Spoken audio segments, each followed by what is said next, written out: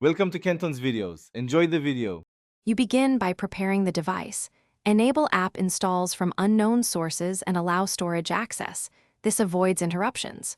Once done, you download the Keyboard Engine APK and the iOS theme add-on. Keep the files in one folder so installation is smooth.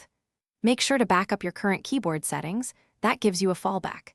Install any dependency like Gboard for input method management.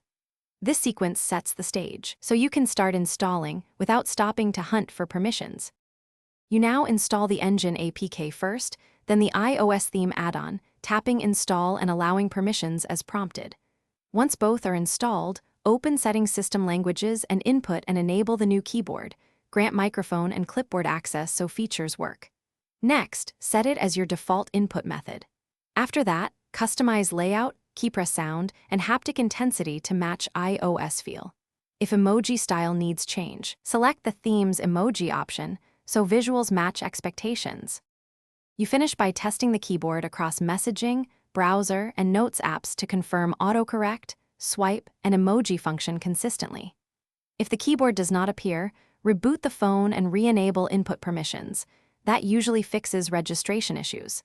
Make sure to clear the keyboard app cache or reinstall the latest APK if you see lag or crashes. If problems persist, switch back to your backup keyboard briefly, then retry installation.